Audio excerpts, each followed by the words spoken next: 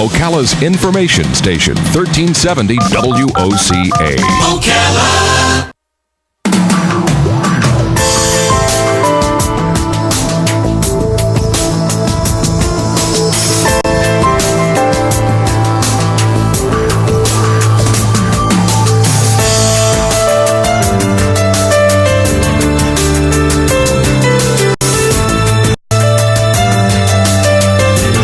All right, 5 minutes after 11 o'clock. Thank you for tuning in. There was no way we would have known that this news story would be in the news today when we invited Dr. Alice LoCicero to be on the air with us.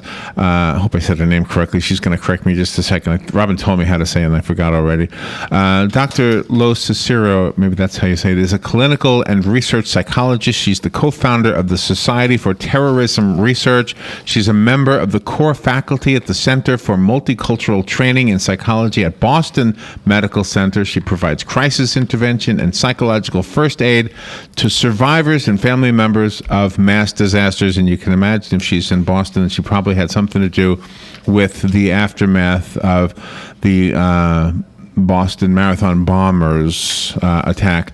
And the story that I was referring to as I began my introduction was the story today about the 20-year-old young man from Ohio who apparently was threatening Congress, the U.S. Capitol, to blow up the Capitol and then shoot the members of Congress as they were leaving the building, etc. And the father and the mother are both in the news. They're basically saying he's a good kid. He calls his mother mommy, and probably he is a good kid, and he does call his mother mommy to his parents. That doesn't mean he didn't have this kind of wacky other side. And of course, the father's saying the FBI coerced him.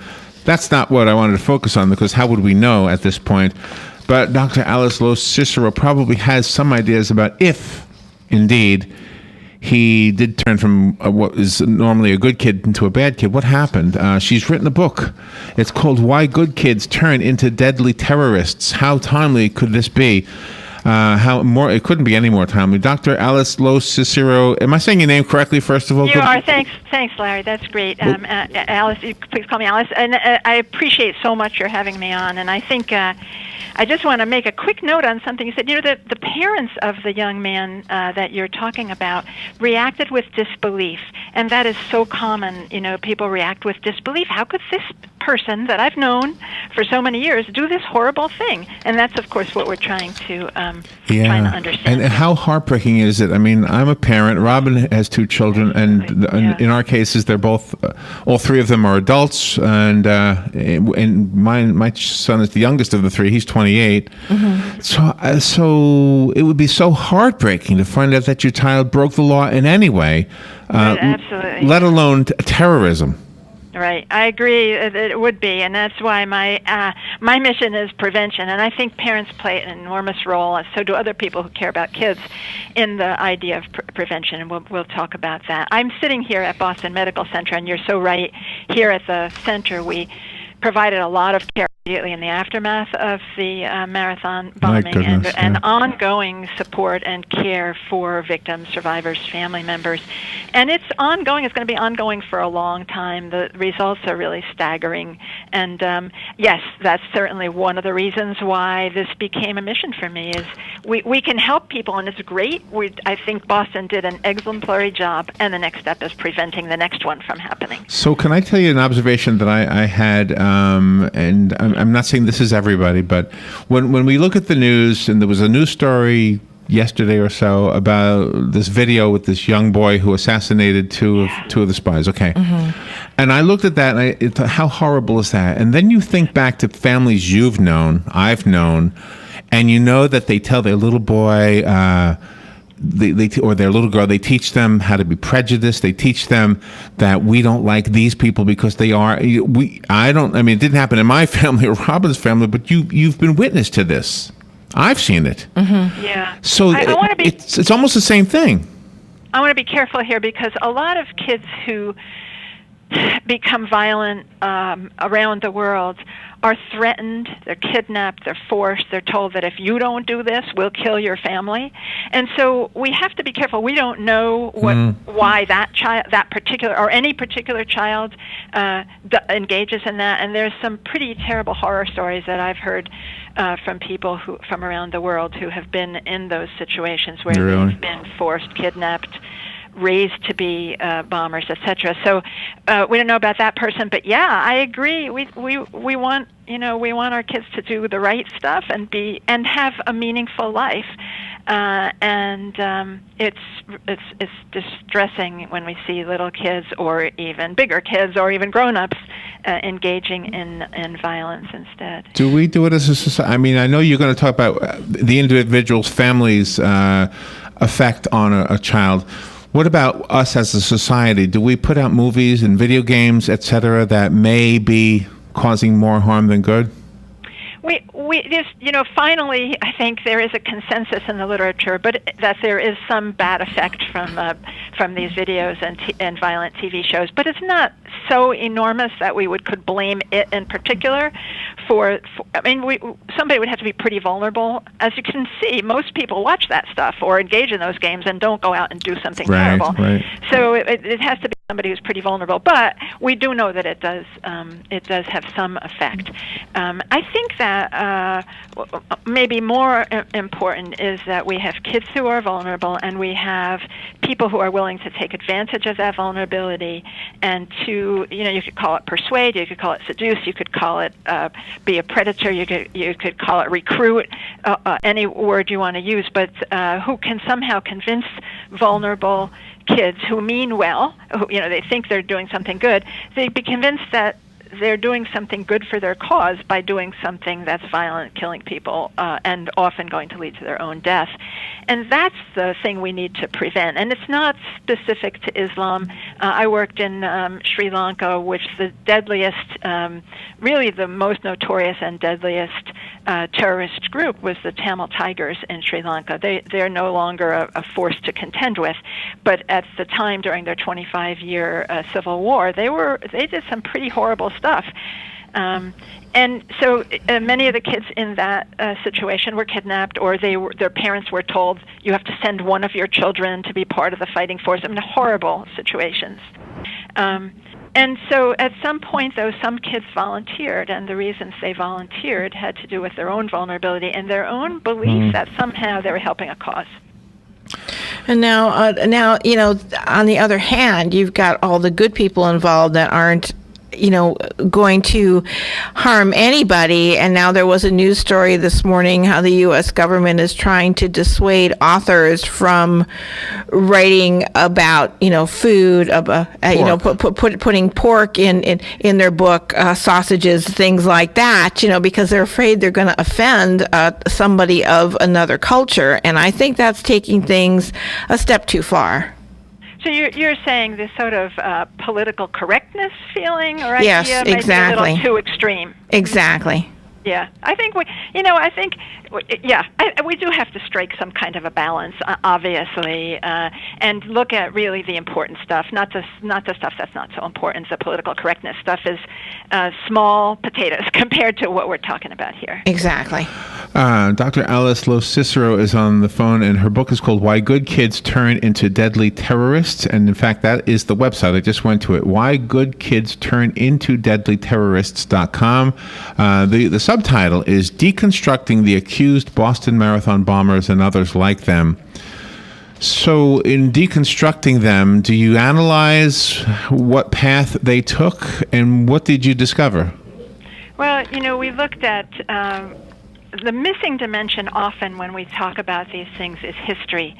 And so it's really important to understand the history of not only the specific kids, but their families' history over generations, and the history of their culture, and the history of their country, and so on.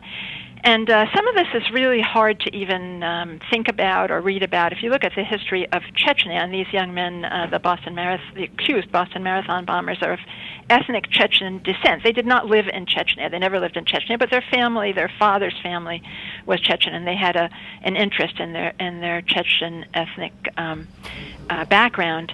Chechnya has had some really horrible times over hundreds of years, by the way, and in particular over the last 20 years, just some terrible violence.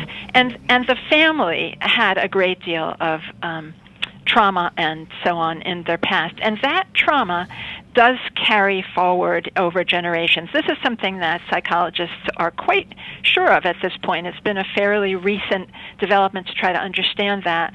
But that's also true of the Kawachi brothers, by the way, that both sets of brothers come from zones where there's enormous conflict and families that have suffered a great deal. Wow. My notes indicate that you've spoken to quite a few young terrorists from around the world. And so when we come back, I'd like to ask you about some of them.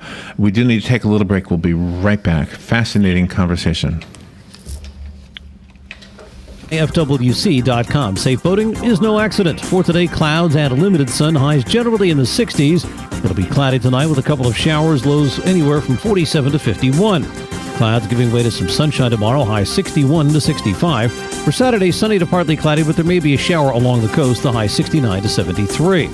From the Florida Weather Center, I'm meteorologist Joe Lundberg. This message brought to you by Urban Cardiology. Jersey Mike's Subs is giving away their subs. That's right, January 12th through the 19th, buy one sub and get the second of equal value or less for only a $2 donation to Kid Genius right here in Ocala. Kid Genius provides resources for kids with autism, like early detection, outreach programs, and more. So the next time you're hungry, pop into Jersey Mike's on Easy Street for a great tasting sub and help Kid Genius. But hurry, this is a limited time offer. For more information about Kid Genius, visit kidgeniusinc.org. Experience the golden age of aviation with a ride on a fully restored 1929 airliner, EAA's immaculate Ford Tri-Motor, when it lands at Ocala International Airport Thursday, January 15th through Sunday, January 18th. You can also take a ride on EAA's World War II B-17 bomber Aluminum Overcast, one of the greatest military aircraft of all time. Book your flights today online at b17.org and flytheford.org or call 1-800-359-6217. Hosted by EAA Chapter 812. Here's what you may have missed on the John Tesh Radio Show. In a recent study, when college kids played a violent video game on a 3D screen for just 15 minutes, they felt angrier than students who played the same game on normal 2D screens. Research in the Psychological Bulletin shows that when women are representing somebody else's interest, they usually out-negotiate men. If you tend to respond with "not now, I'm busy" with your voice or with your body language, your marriage is going to be doomed. Intelligence for your life on the John Tesh Radio Show. Don't miss this stuff. Gene Powell Pasture Mowing. Our tractor services include bush hog, disking, front end loader, box blade, and stump grinding. We also have zero-turn mowers for the smaller paddocks, aisleways, fence rows, and lawn care. Fence row spraying is also available for weed control. We are licensed and insured. Gene Powell Pasture Mowing, 352-629-2440, or online at powellgene, Gene, at yahoo.com. Gene Powell Pasture Mowing. All right, 18 minutes after 11 o'clock. There's no way this important topic can be covered completely in a short interview, so I would recommend the book that we've been talking about. It's called Why Good Kids Turn Into Deadly Terrorists. It is written by Dr. Alice LoCicero. She's on the phone up in Boston, and her credentials speak for themselves. I'll just tell you the first one I have is she's a clinical and research psychologist up at is it Boston Medical Center? Yes, you got it. All right. When during the break, I was thinking this. I don't know, just as a armchair analyst here, trying to figure out how this happens. There must be two that I can see. One is the child that is being groomed to be a terrorist, so to speak, or a soldier or something, and the other one that just is not being groomed, like this kid that with the Capitol building in the news today. That for some reason or other got sucked into something that was making him want to do this. I don't know if he was into just the whole ISIS story or what it was, but yeah. What does it look like to you? Wonderful terminology there, groomed or sucked into. Yeah, exactly. And that's what we really need to prevent. It would be really great if we could get rid of all these recruiters, frankly, but we're not going to get rid of all the recruiters. If somebody else will pop up if we get rid of them, and there'll be some. And some of this recruiting material is incredibly sophisticated. What we need to do first, I think, is to do the prevention work with young kids, starting with young kids and moving along, to help them to be able to identify and resist efforts on people to get them to do the other people's work for them, and by appealing to their altruism and so on. That the kids they're being taught that this is going to help your cause if you go out and kill a bunch of people. We need to help them to be able to ask the right questions, like, well, why would that help? Who's benefiting? Oh, good. Yeah, that would be awesome. Now, is there much difference really between the kid who becomes the terrorist and the kid who becomes a gang member who also might kill? Yeah, I think there's some parallels in the recruitment process in both of those, and in the belief systems of both. In fact, I worked for a while with kids who were court involved, and that was one of the things that struck me, was how similar those were. I think where we do see a difference is in some kids, because of their own personal vendettas, become violent. But when we're talking about group things like a gang or a member in a terrorist group, I think those are pretty similar in certain ways. Yeah. I was thinking of Robin's comment, too, about political correctness, and I was thinking that's a small thing, but it's not a small thing, although it might be a small thing to us because we think of it as, a few bad apples. It's looking at those photos and someone over the years from Abu Ghraib and Guantanamo and so on, and we think of that like, well, that's a small group, that doesn't represent the U.S., but, when if you're a teenager, and you could be taught to think that, that's what the U.S. stands for, that's what Americans are, they're out there. Well, yeah. And their goal is to, yeah. Well, yeah. Well, that's what propaganda is. It's isolating the things you want to isolate in order to persuade somebody to believe something you want them to believe.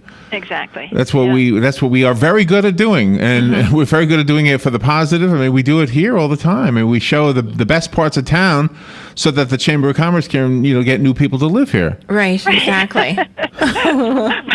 Marketing and so on. Yes, yeah. Yes. Well, then you have the adults that are going into this vein, and a person would think that once a person starts getting older, you'd see the difference between good and bad and right and wrong. But it even seems the adults don't want to see this difference. They want to somehow become the stars and save whatever it is they believe in. Right.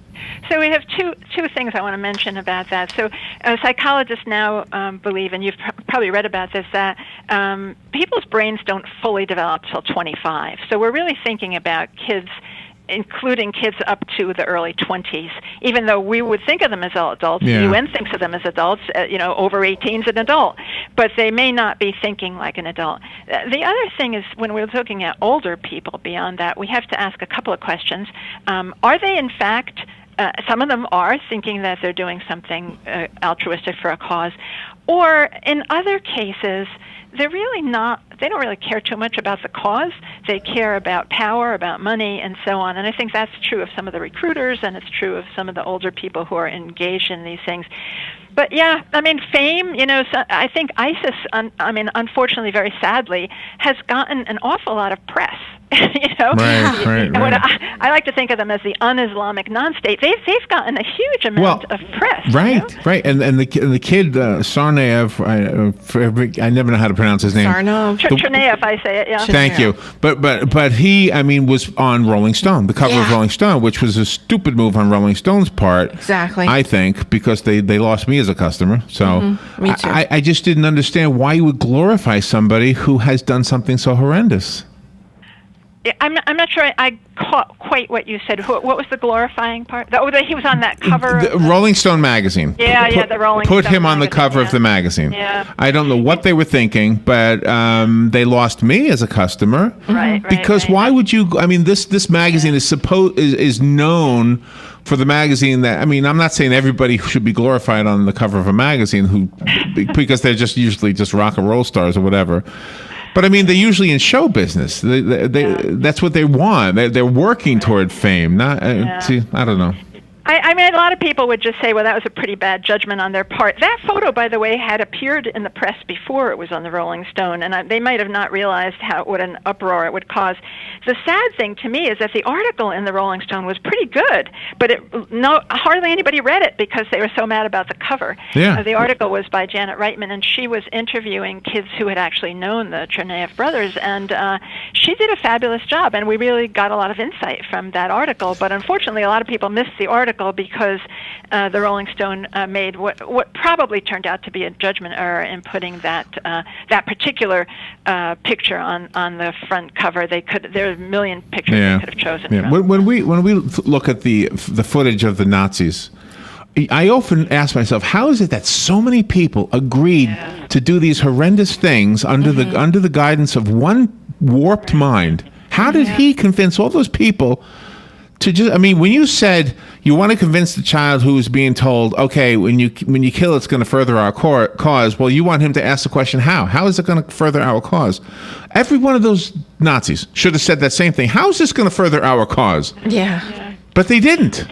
Yeah, one thing I would like to say about that, we're learning more and more about it now, but we really also need to pay attention to the people who did indeed resist the Nazis, and there were a lot of them. You know, there's thousands, probably hundreds of thousands of people whose names we will never know, who did the most incredible things in an altruistic manner. They really were truly altruistic to help with the defeat of the Nazis. You know, the resistors. There's a resistors museum in Oslo. There are probably others around the world as well that's specific to the Nazis. We need to pay attention to those. That's who we should be glorifying, right? And maybe we can have an impact on kids to say, well, you can be part of the resistance to some of these terrible movements as well. And because kids want meaning, you know, they want to have a meaningful life, and I think we have to help them to figure out what are they going to do that's going to have a meaningful life, but not involving killing people. Right? The book, again, for those just tuning in, is titled "Why Good Kids Turn Into Deadly Terrorists." It's written by our guest, Dr. Alice LoCicero, and the interview is only scratching the surface of how deep this goes. You did a lot of interviews with a lot of kids who had been terrorists. Were they all involved in terrorism acts that ended up in murder and killing? No, I want to be careful here because I didn't interview a lot of kids who were engaged in terrorism, but I did interview a lot of kids who were at risk. I've interviewed some kids who were formerly parts of terrorist organizations. I interviewed a number of kids who were and family members who were engaged and had family who were engaged in the Tamil Tigers and in other organizations. I've interviewed lots and lots of victims over the years, and so I have a lot of knowledge. But there are some of my colleagues who've interviewed more actual terrorists than I have, but they also agree in great part with the findings that I have. And so a lot of around the world, there's a pattern emergent of how kids get recruited and what their thoughts are and how they feel. And in Sri Lanka, the big difference for kids who would agree to that young people should be mobilized into a terrorist organization was if they thought it was a good cause. And I think we can't let that go. We have to realize that kids are thinking that what they're doing is for a good cause. I can't change the world, but I can change my world. That is my little philosophy here. I can try to change the world. I can do my part, but in raising a child, are there things like if I spend more time with my children, if I you know what I mean? Are there some simple rudimentary things that we can all do as parents? Absolutely. Parental attention is key. That's really, really important. We also have to be aware that at a certain point, our influence on our kids begins to wane, and other people's influence becomes more important. And so having kids in situations where the other people that are influencing them are creating good influence is important. The other thing I would say is, even as kids get older into their adolescence and beyond, listening is that's my number one piece of advice, is listen to what really is on kids' minds. Don't stop them. Even if you don't like what they're saying, listen until you get to an important, to really a deep understanding of what their thinking is. And when you've done that, and when you understand what they're thinking, then you can have a conversation when they really get that you're listening and you're really interested in what they believe. Yeah. And then you've got kids that will follow the other kids because they themselves think that they're not, they're really not important, so they're going to follow the other kids. One of my colleagues who's in Chicago, Dr. Stephen Wine, says that a lot of unsupervised time is a problem, that we really need to pay attention to what kids are doing. And, of course, kids have to have some unsupervised. It's kind of, when kids are teenagers, you can't be on on top of them all the time. That doesn't make sense, and it wouldn't work. But they shouldn't have long periods of unsupervised time with their peers. That can be problematic, just as you're saying. So, keeping kids involved in activities is important. Having good role models and good mentors around them is important, because they are going to start looking to their friends, they're going to start looking to their coaches, their teachers, and so on, not just their parents as time goes on. Dr. Alice LoCicero, what an honor to have you on our show. The book is called Why Good Kids Turn Into Deadly Terrorists. That's also the website. Just go to the title that I just said.com. Thank you, Doctor. That was awesome. We'll be right back. Thank you. My honor. Thank you. Fox News Radio. I'm Lillian Wu. The 2015 Oscar nominations are out. Leading the pack with 9 bids apiece, The Grand Budapest Hotel and Birdman. That's what I'm talking about. You're Birdman. You are a god. Ceremony hosted February 22nd by Neil Patrick Harris. We're getting word that police are reporting a hostage situation in Palm Beach County, where businesses are being evacuated and some roads shut down. And there's more information out about the Georgia police